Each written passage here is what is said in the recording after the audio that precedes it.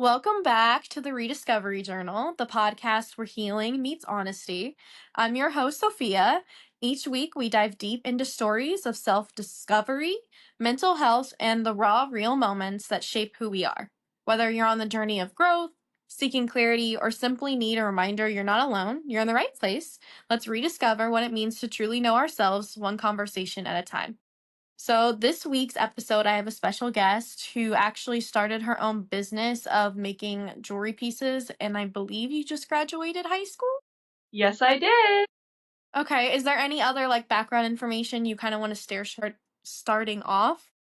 Sure, yeah, I can give like a quick little intro. My name is Em, and I've been running Poppy Design Co. since I was 15, a freshman in high school, and I've run it throughout my entire high school journey as I've just graduated 2 days ago, which is super exciting. I theme a lot of my pieces surrounding mental health and kind of around the Pacific Northwest where I live, and I try to do my best to give back to the community by doing crowdsourcing and fundraising efforts. That's so cool. And I feel like it's also really inspiring to see somebody who's so, um, quote unquote young. Not that I'm old or anything, because I'm only in my 20s, but it's really cool because I feel like a lot of people my age didn't have the courage to dive into things that they truly enjoyed that young. So, what was that process like of knowing that you wanted to start your own business and then actually following through? Well, the process of starting it was kind of involuntary. I was kind of thrown into it. I had always kind of made jewelry pieces kind of for fun. It kind of circulated throughout COVID is when I started it, is I bought a bunch of like beads off Amazon, and that's kind of just what I did to pass the time. And then my freshman year, I started selling to friends and just as kind of like a little under the table just to make some money as a freshman. And then my aunt, who lives in a suburb of Seattle, she does a bunch of like community stuff for her city, and they had a farmer's market. And she was like, "Hey, so we actually need vendors." So she just kind of threw me in there as a vendor because they needed spots. And I was absolutely terrified, but I was like, it was not a you have to, it was more of a strong encouragement than a you had to kind of thing. But I was just thrown in there and it was a lot of fun and I really enjoyed it. And that was like in the middle of that, just hearing people like compliment my work. They're like, "You're so young. I don't know how you do it." It just kind of pushed me to like make this a thing and make this like something that I can really expand on and profit off of. So I credit my family for pushing me a little bit out of my comfort zone there to something that I wouldn't normally do, but helped me discover something that I really enjoyed doing. Are you currently wearing pieces that you made? Yes. So if you see, these earrings are from my Pride collection, where 20% of my proceeds go to the Trevor Project. So that's running all of June. Is Yes. Yes. And then the necklace as well. So this is my lesbian Pride collection. So as you can see, like the little the beads each represent the colors of the lesbian flag. And then this necklace is a bit more subtle, but has kind of the same vibe. So yeah, I tend to kind Love of that. just exclusively wear like what I make. So anyone asks me, they're like, "Oh my gosh, I love those earrings. Oh yeah, I made them. You can buy them. You should totally buy them." It's also I'm kind of a flex when somebody compliments something and it's something that you made. You can be like, yeah, it's a one of a kind me, Yes, versus something that people have a million different same copy versions of. yes, for sure. I'd like to be a walking advertisement. It's kind of fun. What initially drew you? Because I know you said that you kind of got into jewelry before you created your business. What got you into that in the first place? Well, I think I kind of saw a lot of TikToks. There was a big kind of rise in like that, the seed bead kind of like woven jewelry up in like Hmm. 2020, 2021. And I was really into that. I just saw it and it was like I said, I had nothing to do during the pandemic. I was stuck at home and I needed something to pass the time. And I saw those videos and I was like, this is something that I can do. So I just sat at home and I made like a ton of them. And then by the time I was going back to high school, we were in hybrid, I had amassed like at least like 100 pieces just Wow. because of like, my parents are pretty strict on screen time because I was 14. Like I couldn't use my phone a whole ton, didn't have a lot of things to do. So I think just that kind of isolation and distance from the rest of the world kind of pushed me to do something creative. Well, and also, and that's such a productive way to use your time because I feel like it's so easy to get wrapped up into things instead of Mm-hmm. spending your time on things that actually kind of pour into yourself or you're excited about. Like you said, I mean, people can get wrapped up in TV potentially or Yeah. just kind of get stuck in the mindset of, well, there's a pandemic going on and focus on all the negatives instead of finding something positive within that. Hmm. How do you think your jewelry has kind of evolved from the process of when you began making it versus now? Well, I definitely kind of shifted the way that I make it for sure. I don't tend to do a ton of the seed bead woven pieces anymore. I've really shifted into kind of like wire and like, you can see that these necklaces look very different from that kind of style. So I can definitely see that the type of jewelry I've made is kind of shifted with like my own personality and kind of how I present myself.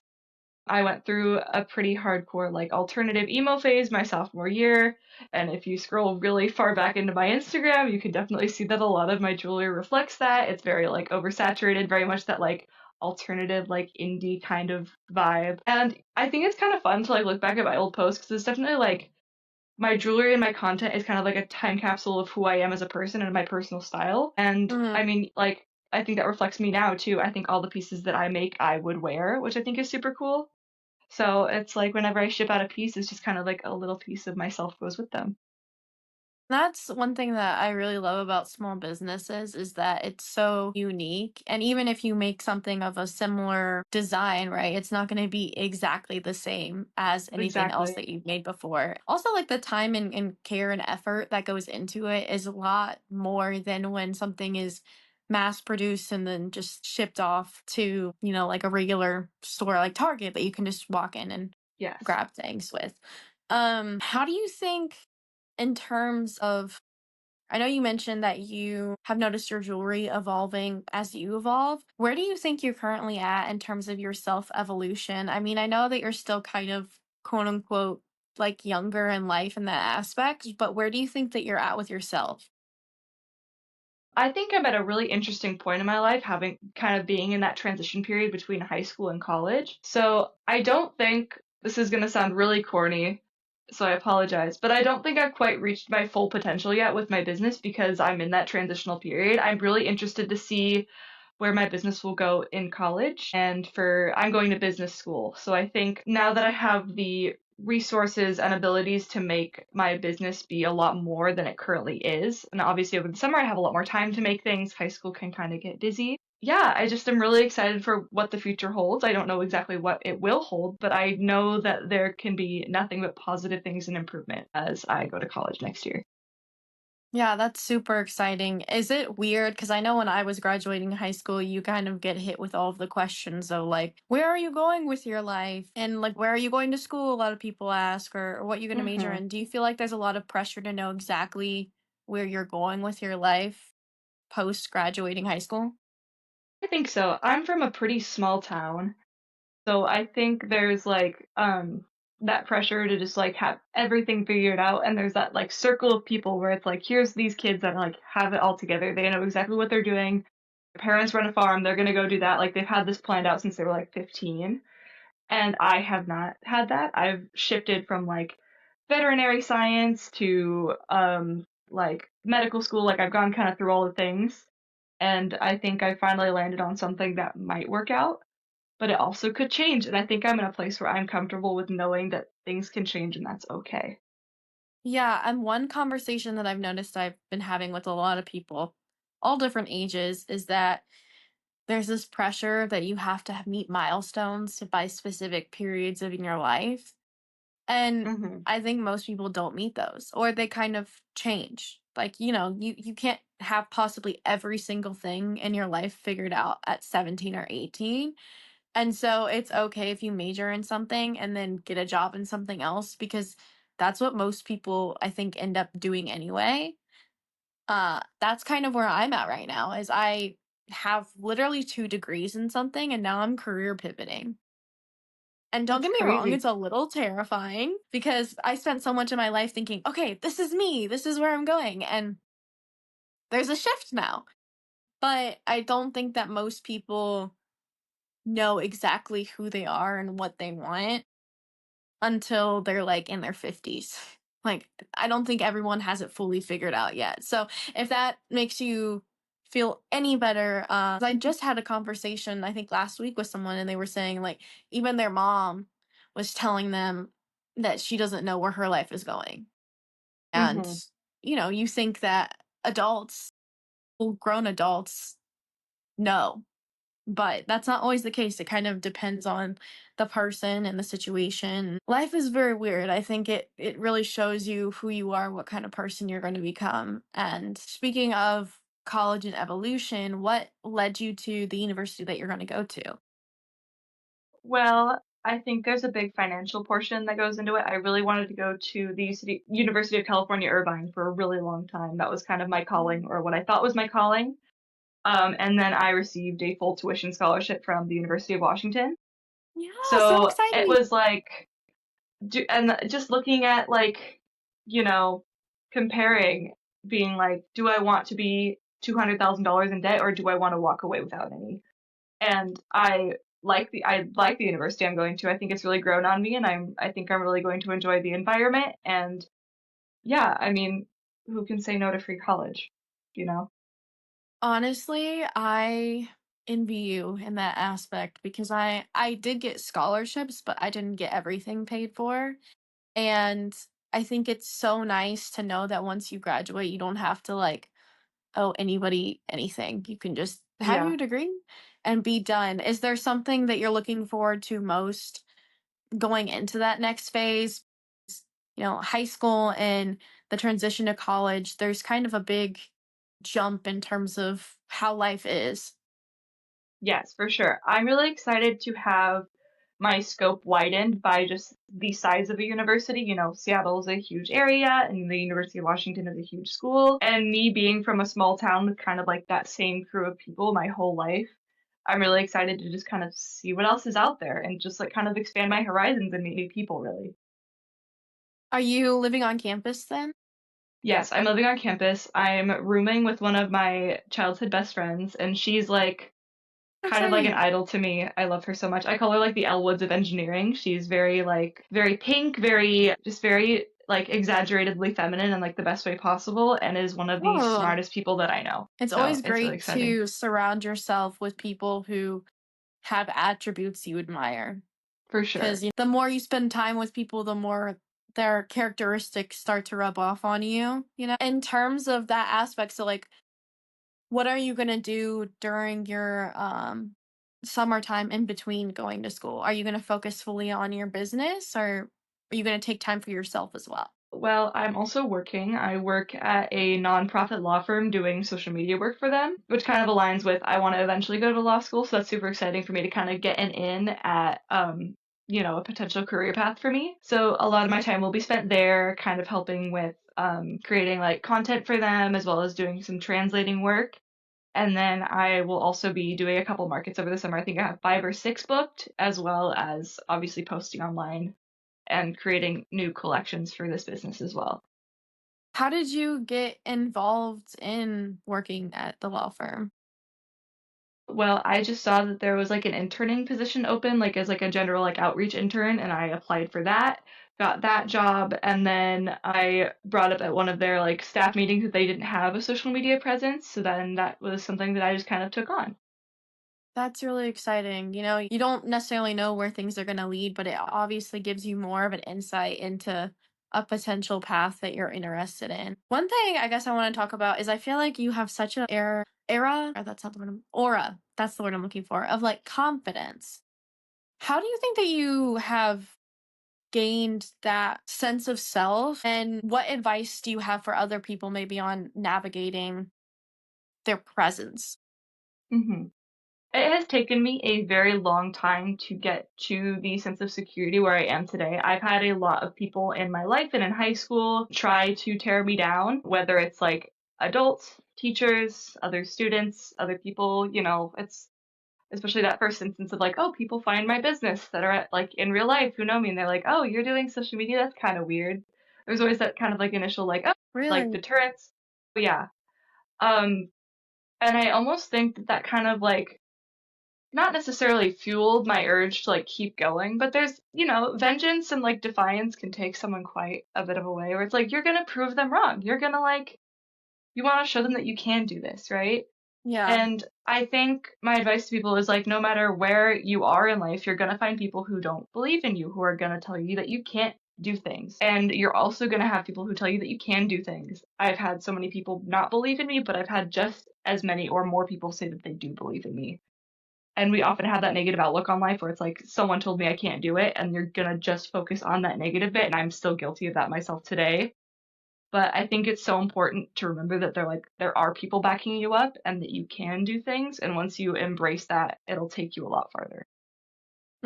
Yeah, and I also think I don't know, there's so many people I know who w- want to do things, but that Hmm. inner voice, or kind of like you said, people being like, "Oh, that's stupid. Why would you be interested in that?" They let that kind of crush hopes that they had for themselves. I think it's so admirable to be like, "No, I want to do this. I'm going to do it and then actually make it happen." Because Hmm. first of all, it's hard to even take the step to try and do something, and then it's even harder to continue to do it, especially when maybe, some weeks or some days you're not getting the amount of sales you would hope for in your instance. Or like for me, like maybe you only get one person who listens to an episode. And it's a lot easier to just walk away when things get hard.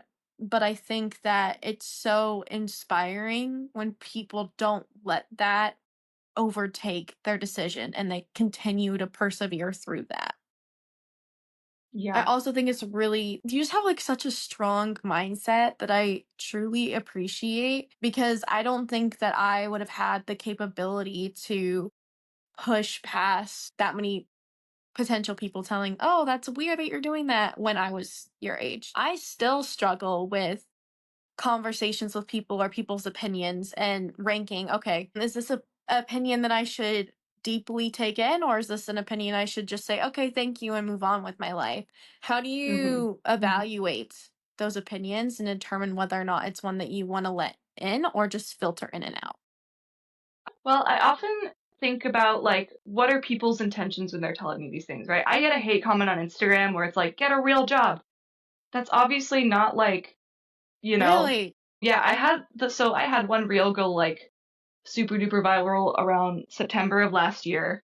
And I think it got like what, 15, 20 million views. And it was they're like, hey, here's my jewelry, help me pay for college, right?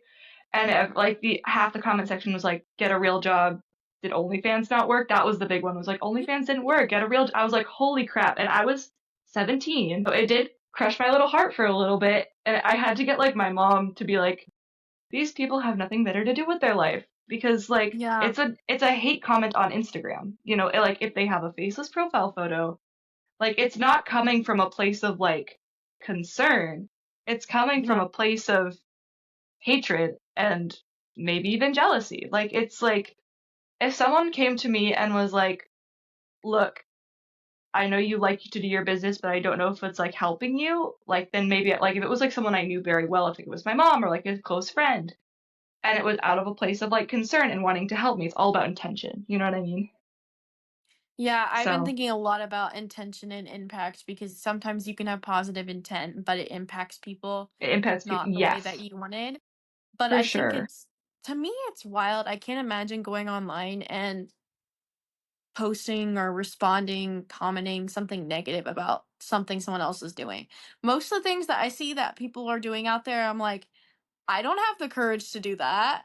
I only try No, and leave positive comments because I know, like, for me, I'm like, I don't want people saying, first of all, I don't want anybody saying anything mean to me. Second of all, like, if I don't have anything positive to say, I don't have to put anything. I can just move on with exactly. my life, because I personally feel like, I don't know, not a civic duty, but I feel like it's so important to try and build other people up versus tearing them down. There's enough Huh. people in this world who say negative things to other people. Why contribute more to that? That doesn't make any sense to me. Exactly. And so I'm sorry that you had to go through that, because I think that that is really unfortunate. And also, it's really frustrating in the aspect that, of course, right when you're seeing something be successful or you're seeing, something blow up, it comes with that negativity piece too, because things that are good in your life should ideally only come with positive things. So it's Hmm. unfortunate that even with the good, there's still that mix of negativity or nastiness that other people are contributing to for that. But I want to commend you on your ability to like lean on other people and let them reignite you to realize, okay, this is actually a good thing. And you're making a difference. I mean, the fact that you're even right now going to be donating some of the money towards a cause. Do you know how many people actually do that? I feel like it's very small. I feel like most people just want to take all of the profit for themselves. And the fact that not only are you doing that as a small business, though, too, I think that makes it even more of an impactful effort. And I think that that's really cool, really exciting. I can't wait to hopefully see this turn into like a full-time thing where, people are walking all over the world wearing your stuff and I can be like, "Oh yes, I met her. I know who that is." I would love for you to become, a jewelry maker to your highest ability or go. I mean, if you choose that that's just a side thing you want to do wherever you end up in life. In terms of, I know you mentioned that your jewelry has evolved as you have evolved. Do you think that making jewelry has at all affected your self discovery journey? Well, I think so, absolutely. I think it's kind of become like a part of who I am, essentially. I mean, I've made my friend and I have like a ton of inside jokes. Like Poppy Design Co. has kind of become like a little bit of like a friend thing. Like you could add um it's kind of funny. We add like the word Poppy like in front of everything. So like my best friend, his last name is Pearson, so I call him Poppy Pearson. That's cute. It's just like kind of evolved into like people associating me with my business and vice versa. So it's like, oh yeah, that's the kid with the business. And I think, there are a lot worse things that I could be known for, right? Like, Yes. so yeah, I think I've just kind of almost like made it a thing. Like it's like almost like a bit of a little joke that goes along with me. I'm like, yeah, that's right. That's me. Is it Do a you little obnoxious ever sometimes? Yeah, but it's fun. do you ever find it difficult to get in the mood to make jewelry? Because I've heard some people talk about how when they turned something that they loved into a business, sometimes it took away some of that magic that they had for it. Do you ever experience that? I definitely experienced that to an extent. I think having it on top of like being a student and also having another job, it can definitely feel like the like pressure to create kind of outweighs the desire to create something that you care about. I've definitely had instances where it's like, here's a drop that I made purely for the sake of getting something out because I hadn't posted in like a month, right? Because, being in high school, you can get bogged down with like a plethora of other responsibilities. I was in musicals. I was part of student council. I did, the whole high school, the whole 9 yards. So there were definitely points in life where it was like, this is a lot. And I definitely questioned, like, do I have the time to continue this? But, that kind of, it ebbs and flows. Sometimes I'm like really in the mood and I can like I'm really inspired and really passionate. And then there are other times that are not. But I think that's the case with like any hobby and kind of anything ever, like even with like someone's job or someone's like education. Like I think it's just something that you have to acknowledge. And sometimes you have the motivation and sometimes you don't, and you can move on from that. Yeah. Speaking of being so involved in things, how do you make sure to take time for yourself? Well, actually, behind me right now, can I flip the camera? I want to see if I can. I want to see if I can do this here. Oh, I turned it off. Let me just turn it around. I have this massive like calendar. I don't know how well you can see that with all of Okay, yeah. my activities that I do all the time, along with a digital calendar. So I literally like will space out like in my day, like here's where you'll do absolutely nothing. And this is the time dedicated to just like me doing what I want to do or like just relaxing. Here's what I'm gonna watch. The new episode of a show that just came out. I'm watching Better Call Saul right now because my boyfriend has been like bugging me to finish it for the past like 6 months. So I'm like, here's my Better Call Saul time so I can catch up on it. So I think just like intentionally making time to like relax and like replenish and like also intentionally like reaching out to friends and like reconnecting with them as well. Like I think that's super important. It's just kind of making every moment And not every moment needs to be intentional, but I kind of like to approach life and like every day with some sort of intention. Mm, that's such a strong message because I feel like a lot of people just go through the motions in life and it's another day, but it's the same day as the day before. So I think it's really important to be intentional, like you said. Mhm. But I also think sometimes, depending on where you are in life, it can be really difficult to be so Mhm. regulated or figure out your schedule for things. I know for me, like, I love a schedule, but right now, sometimes I have a really hard time scheduling out my time and figuring out, For okay, what should I sure. be doing when? And is this too much time on this one thing or too little? Like, I feel like I'm doing too little and too much at the same time. Yeah. How did you come up with your system for scheduling? I think my system just kind of comes out of me. Like there's no like this sounds so stupid. There's no rhyme or reason to how I make my schedule, which is why I think it kind of works in a sense where it's like I'm just like, "Oh yeah, here's what I'm going to do today. I'll do it at some point today. And if I don't get it done, then if there's no deadline, I can move on." Like I just have like today, I just have like my podcast done today and it was like I can get a couple of things done and just like making sure like what's urgent gets done. And then like I know my explanation is not amazing right now, but I think having like a balance of like organization and also like being able to go with the flow is super important, if that makes sense.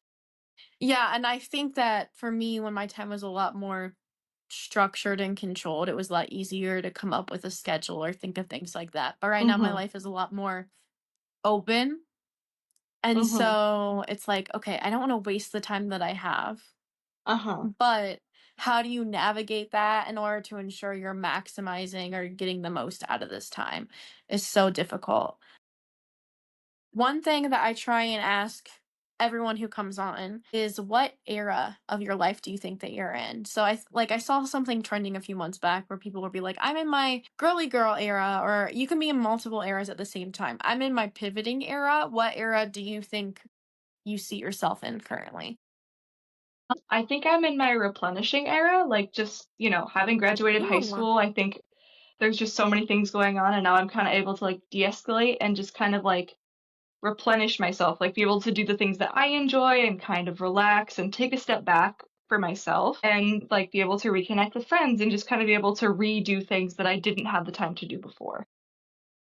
I love that. I haven't heard replenishing in such a long time. I feel like that's such a nice aspect or way to look at it things. In Yeah. terms of getting into a positive mind space when you're feeling down, do you have any specific things that you do to force yourself out of that negative space? So this is going to expose a lot of who I am as a person and maybe not in the best light, but I have a show tunes playlist that is just the most like obnoxious high energy show tunes that one could possibly think of. And I will put that on even if I'm like mid like cry session and I just need to get out of it and play that. And it's like that's the Hamilton soundtrack. Oh, there's Wicked. And it'll kind of like get me back into the groove and kind of like wake me back out of my, which obviously like it's important to like feel your emotions and be able to be in the moment. But every now and then I need to be able to like, okay, snap out of it. It's time to get back to work. And Yeah. that playlist will do it for me. Sometimes I just Well, I need to mean, like be able to, yeah, you don't want to get stuck in what you're feeling or yes, you're you don't want to get stuck in incapable it. of.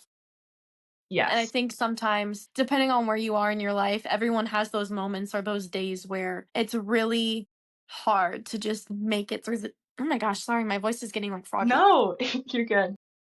Where it's really hard to just make it through the day. So I think it's really important to know yourself and know, hey, this is what does it for me. This is what brings my Mm-hmm. spark back in moments where I can't imagine or navigate a way out. Do you have anything in the next few months that you're excited about on your life journey? Yes, I'm super excited. So this Saturday, I get to go to the University of Indiana to go compete in Thespian Nationals, which is like kind of like drama competition for my high school. So I did a piece from Shrek. It's called I Think I Got You Beat from the musical. So I played Fiona, and a good friend of mine played Shrek, and we nationally qualified for that piece. So we get to go perform it at the University of Indiana. this week, That's next week. so cool. Yeah, so That's I'm super so excited cool. about that. Yeah, How and did they like that opportunity come to be? Was there an audition process or how does that work? Yeah. So you go through like there's like a regionals competition that we did in was that early January, I think. So we had like my friend and I had like rehearsed this piece for like a couple of months now and we're like, okay, here's what we're gonna perform and you can either like it's on like a 4 point scale. It's like a superior, excellent, good, or fair, superior being the highest. And it's like the top 10% of people get that. So we were in that like qualified in that top 10 percentile. So we get to go compete nationally for that. That's so cool. That's so cool. And have you Yeah. ever submitted a piece before or Yes. So I've done it for 3 years now, that competition. And I tended to do like the more like acting rather than musical theater category. I competed in monologues and I competed at the state level a couple of times, but never nationally.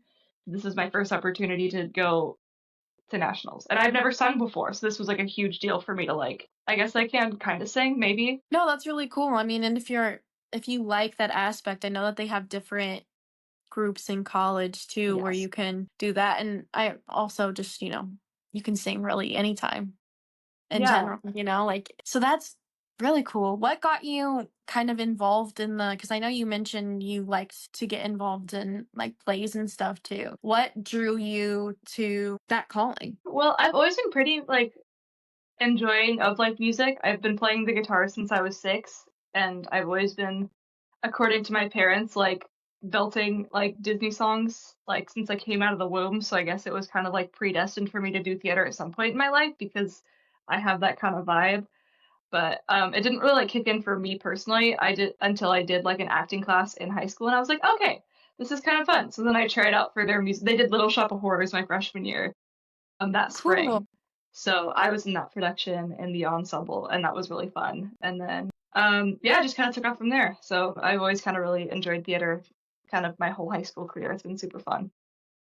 Do you think that you'd ever want to try and get involved with that in college or post college? I think so. I think I definitely try to do a couple of like community shows. I don't think I'd ever do it like on a grand scale just because it's like theater's such an intense time commitment and I like to do a lot of Hmm. other things. I'm very like sporadic and kind of spread out, so it's really hard for me to like commit to one big thing. But yeah, I'd love to take like maybe a theater class in college or maybe do like a school production. I know it's on a much higher level than high school, so we'll kind of see where that takes me. But I'd love to audition for one. I think it'd be super fun. Yeah. And I get the vibe from you that you mentioned you like to be involved in a lot of things. What are kind of other aspects or hobbies that you have that you care about? Well, I can go through, I'm like trying to think of. So I did a lot of clubs in high school. I actually posted a video with like all of my chords and it was like I probably like this thick around, I want to say.